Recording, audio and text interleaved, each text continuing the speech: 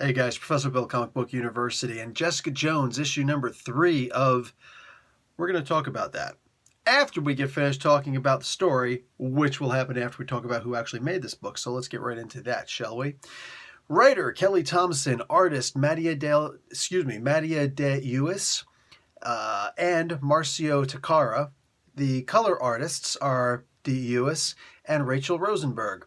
Then we got the letterer, VC's Corey Petit, and the cover is by Martin Simons. And this character, Jessica Jones, created by some guy named Brian Michael Bendis and some other guy, Michael Gatos. I don't know. Ever heard of these people? They're a real pearl.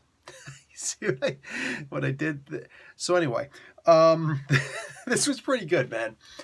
So we got... It's only, mind you, this is chapter 5 and 6 in this comic book. So at first, we're just going to be talking fairly extensively about chapter 5, because that's actually the roundup of this first arc. And I'm glad that it actually worked out this way. So Jared, not the guy from Subway, but the other guy who split himself into two, he, the good version of him is hanging out with Jessica Jones. And I like that at least twice in this issue. Maybe it was more in that, but I distinctly remember twice, at least. She points out how super strength and people underestimating just how strong I am. That's a thing about me. That's one of the things that defines me. That's true. Jessica is very modest, and that's to say the least. She's extremely modest to the point of being self-deprecating. She's also ridiculously smart. She's a sleuth, man. Like, she knows what she's doing. She knows how to recognize patterns. And with all due respect, recognizing patterns is the crux of IQ. So she's a very high IQ individual.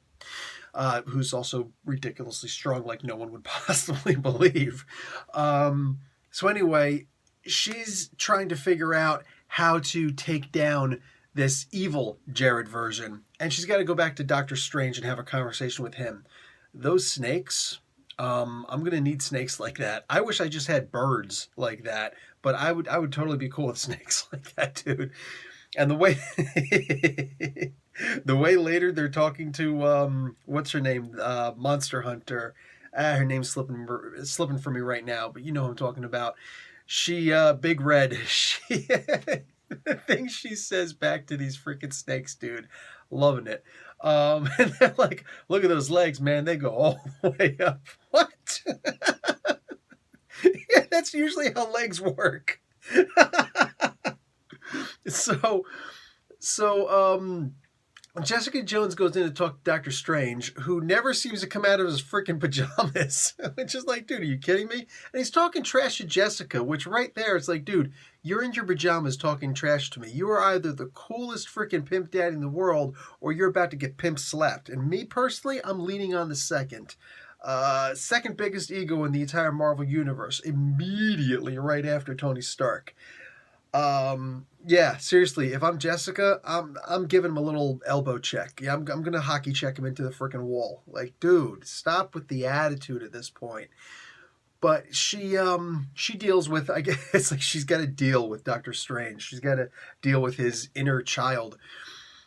And essentially, she's trying to figure out a way to I think that what she's mainly getting is a spell of illusion put on of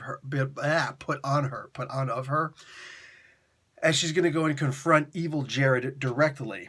Now, mind you, she can only do this in general because, what's her name? Oh, what the heck is her name again? I can't remember her name. Dia is having a problem with actually confronting and facing Jared. And I know a lot of people might think to yourself, well, you that's what you got to do. You got to face your problems. You got to face this. You got to face that. Not the easiest thing in the world. And I'm going to get more into that a little bit later in the video. She does confront him, and she does handle the problem. She's not the only one who's got to confront evil Jared, though. It's actually good Jared who has to confront him. Now, twice we get to see Jared, good Jared even, all right, this is good, positive Jared, has to face the reality that things don't just come easy. You can't just magic things. But that's the way it's done in the movies. Strange with the I hate movies. Can't blame him. Can't blame him. But I like the idea that he's got to confront the idea that you can't just wish away something, you can't just magic away something. It actually takes hard work. You'd figure him having to chase evil version of him around. Like the idea that he actually made an evil version of himself. He took the easy way out. He's just like, I'm just going to cut the bad parts out of myself. And Jessica totally goes with it. She's like, I believe, yes, I would do that also. But since I can't, I have to deal with it. And that's an everyday process. And it's true, man. You're overweight, kind of got to deal with it. Like, how long did it take for you to get to that body shape? Guess what? It's probably going to take you a while to get to the body shape that you desire. All right?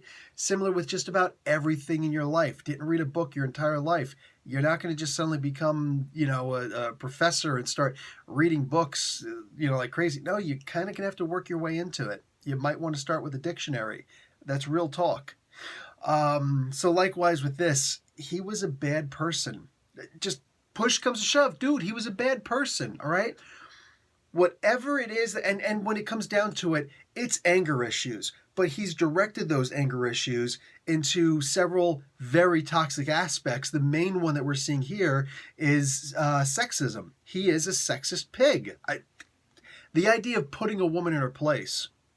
What exactly does that mean now? Honestly, what does that mean? You know what I'm saying?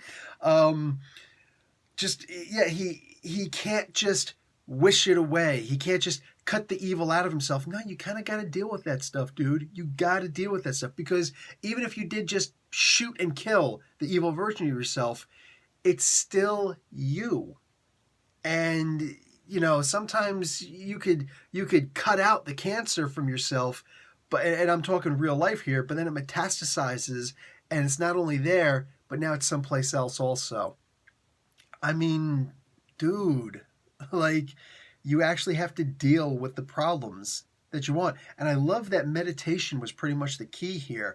Meditation is great for your long-term mental health, but it's also got to be understood for people with anger problems or any kind of outburst of emotion problem. Meditation isn't going to help, because meditation it's a desire. It's something that you specifically choose to do. We don't usually choose to get angry, or at least we don't think we do. So you need something besides meditation. You need an actual understanding of what the problem is, and in this particular case with Dia, it's fear. So yeah, this first half of the comic book, the first actual issue, the first chapter 5 of this. Chapter 6 was an entirely different beast. This was a great conclusion, and this really did speak to me a lot too, because most of you guys know I taught the martial arts for a long time. I studied the martial arts since I was 8, but I actually taught the martial arts for a while also. And for 18 very long, trying months, I actually taught women's self-defense, not exclusively, but I did teach an exclusive women's self-defense class. I had 2 classes during that 18-month time span, and sometimes I've come across, like you're going to come across, sometimes you come across a woman who's actually had something very bad happen to her. And I'm not a psychologist. I've learned how to counsel, but I'm not a psychologist. Sociology is only going to take you but so far. That's understanding patterns of norms, but that's not actually trying to help someone on an individual one-on-one basis. But you're a sensei, you're a coach. You have to do what you can to try and get somebody through the exercises, whether and try and see, are they ready for it or not. And sometimes that class is just sitting down and hugging it out with a friend who you brought with you. Sometimes that's your whole class, and that sucks, and that's heartbreaking, that's heart-wrenching. But I could see it in the way that Dia was being portrayed, that's exactly what she was going through. It's the funniest thing, because on the outskirts, if you've never dealt with trauma in your life, you know what I'm saying? And me dealing with the trauma is just seeing someone else, sometimes multiple people at once, dealing with a major form of trauma, and seeing Dia, the way that she's actually reacting and whatnot. Yeah, she's been through some freaking trauma. And it's funny because she's more powerful than Jared. We're talking about the superhero world now. She could just and take away all that power and put everything back to the way it was. She could probably even will herself to not have power anymore, couldn't she? It might just be a mental shunt, but it could conceivably happen. Instead, she's going to deal with it. She's going to hang out with Doctor Strange once a week to focus her on her meditation, to actually be able to control, to increase her willpower and her focus, both very important things with her. Imagery, I think, is a really good idea also. But she's got to deal with this guy who seems powerful only because he's aggressive. Does anybody remember? Thor is in the next chapter, but does anybody remember, and who could forget, Civil War, the original Marvel superhero Civil War? Thor was dead, right? This is prior to him coming back for Ragnarok. And we had the cyborg, the bio cyborg being Ragnarok, who only had 30% of Thor's power. Only 30% of his power. But everybody thought he was more powerful than Thor. Why? Because Thor holds back. Thor holds back. Like, I know everybody's like, oh, Spider-Man holds back. Yeah. If you think that 30% of his power is way more powerful than he ever was before, that tells you how much he was holding back. He was holding back like 90% of his power. You know what I'm saying? So that right there, I love that concept. But here's this dude who he only had 30% of Thor's power, but he unleashed the whole thing. So it seemed much bigger, much more dangerous, much more powerful, until the actual Thor came back and was like, yeah, I'm going to take care of this. Bing.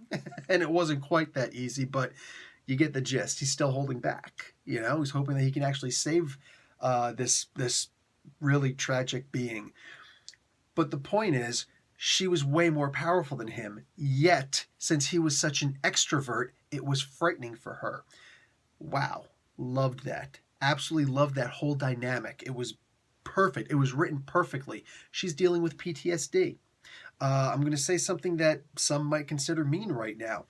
This is what I was hoping to see in the Hulk comic book, specifically Jennifer Walters' Hulk, the She-Hulk in the Hulk comic book, those first 6 issues.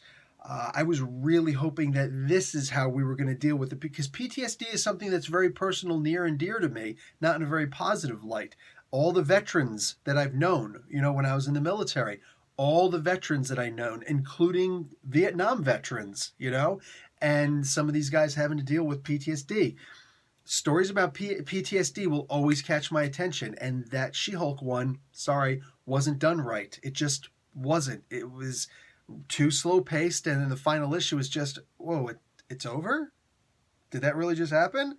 This felt a lot more real, because the story was allowed to breathe, as opposed to just being delayed or slowed or whatever. This actually felt like a solid PTSD story. And what's interesting is it was not even the focus of the book. The character with PTSD wasn't the main character of the book. In many ways, the main focus, but not the main character. And that was pretty cool. So it was more subdued than anything else. Now, could Kelly Thompson actually do a book of a character who actually, she herself or he himself has PTSD? Maybe. Maybe we'll see her writing The Century after Jeff Lemire is finished. Don't know. Not really my business. But the idea is that this character and all the characters in here, with the exception of Doctor Strange, all had some problem that needed to be dealt with. And they were dealt with. The reason why I take Doctor Strange out of there is not because he doesn't have a problem to deal with. No, he does, but he's not dealing with it. That dude's got his own little problems. Happened way before he lost the use of his hands. So I really loved this first part of the comic book. The second part was cool also. There was the part where Luke brought out the purple balloons, and I'm like, oh my God, you did not get freaking purple balloons, man. You did not get purple balloons. I remember a conversation I had with my wife 3 years ago. 3 years ago? It was before I went to Saudi Arabia the last time. I remember that we were talking, and I got her something. I think I got her white chocolate Hershey's bar. It was cookies and cream. Yeah, with the white chocolate. And she's like, oh my God, you remember this is my favorite. I was like, yep. Tell me something, babe, out of curiosity. What's my favorite M&M? She's like, what are you talking about? I was like, what's my favorite M&M? What am I? I've got 2 favorite colors for the M&Ms. And she's like, I don't remember. I was like, I knew it. I knew it. I love you more than you love me. And like it was silly, but it is in some ways. It's like, know the person who you're with, at least try a little bit. And you figure something as effing traumatic as the Purple Man, you figure frickin' Luke would figure that out. The guy, he's thick-skinned. He's also kind of thick-skulled. But that's his character perfectly. You know what I'm saying? He's so laid back. He's so chill. He just thinks that everybody else is going to be chill too. I get it. The thing I didn't like about that particular part of the story was that it was actually explained why she didn't like the purple, because I think the rest of us were able to figure it out. And I get that she had to explain it to Luke, but the transition of it was really weird. It was funny that Thor came walking in, had a little cake smeared on his face, I'm sure, because he ate the corner of Danny's freaking cake. Did you just eat this little girl's cake? You jackass. You just went out to buy the cake. Everybody's eating this girl's sweets. What's up with that? The cupcakes by She-Hulk? What's going on with that? The second book was pretty cool.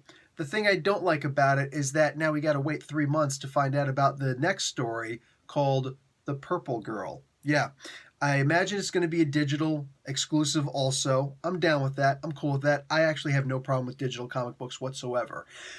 It was interesting, though, because I'm thinking about it, doing my math, and I'm seeing 3 months. I got a 3-month hiatus until we get to see issue number 4 of this book. Here's the thing. Each one of these books that we've been reading is 2 issues in one, called chapters. Okay, so if we would have simply had each book put out and spaced like, normal books and have month after month after month, each one of these books, we'd have had no delay. We'd have had no delay. I wouldn't have a 3-month delay where I got to sit here and wonder about little Danny Cage. I almost said Danny Rand. Different Danny, but only kind of when you think about it. Got to think about Danny Cage, like, why is she purple now? So I got to go, really? Anyway, this was good. This was good. I definitely liked the first story better than the second, but the first story was it was that solid landing for an entire arc that was just gorgeous. Loved the way it was written. Loved the way it was drawn. Kudos to every single person on the book. Hell, the letters were good. You know what I'm saying? But the second book, it looks like it's going to, well, at least it started off more humorously, but we could use that. So it looks like it's a clear, different story. So that's good. I'm digging that. And now you got to find out why little Danny's purple. What's up with that? It's probably some latent thing with Purple Man. And I hope it's not too much to do with the Purple Man, because he did just die in Brian Michael Bendis' final story, which just came out a little bit earlier this year, not even that long ago. And I'm really kind of Purple Man'd out for a little while. Let's just keep him dead for a bit. But, we'll see. Yeah, that's probably going to be it. Do I like the way that Kelly Thompson writes Jessica Jones as much as, less than, or more than Brian Michael Bendis? I've got an answer for that. Professor Bill, Comic Book University. Class dismissed.